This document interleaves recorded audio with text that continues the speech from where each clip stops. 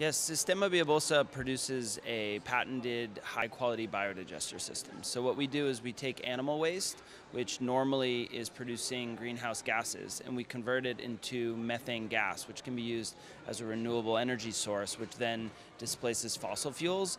And the byproduct of this process is the production of an organic fertilizer, which also displaces chemical fertilizers. So that allows small farmers to be more efficient, more productive, and also reduce their greenhouse gases.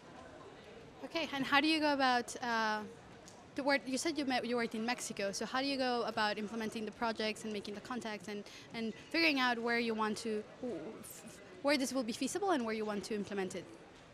So we function as a social business. So we really try to treat small farmers as clients, but we actually do it as a type of program of activity. So we strategize with the Mexican government. We work with both the energy ministry, the agricultural ministry, and the environmental ministry.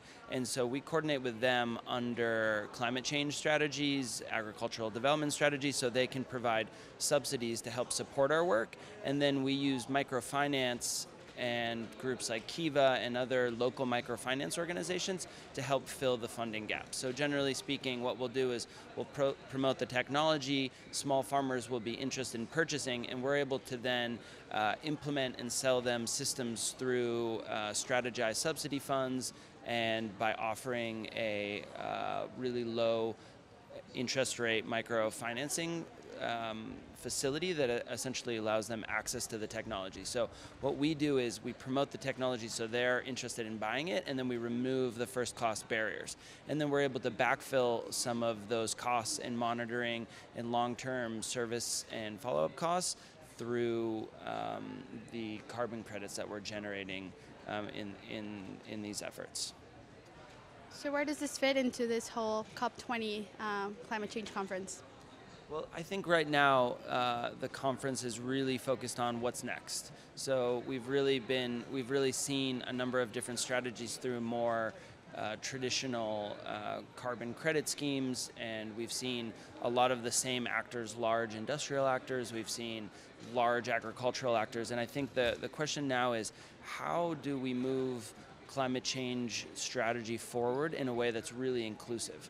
And I think that there's a lot of really good data coming out that shows that small farmers are a really key part of a sustainable future, both in terms of low carbon food production and agriculture, taking care of the land and being really strong stewards of the land that doesn't allow those land changes to basically drive climate change further, and the social justice component, in which we don't want to have a future in which carbon or climate change strategy is driving small farmers from the land and really favoring large-scale agriculture, which has been proven to be more greenhouse gas intensive. So we see ourselves as an innovative social business that is both profitable as a business. It provides a really strong ROI for our clients, so our small farmers are actually getting a return on their investment, and we're making significant reductions in greenhouse gases. So we really see this as a win-win, the integration of both market mechanisms, but also allowing governments to participate in a productive and efficient way with subsidies and funding.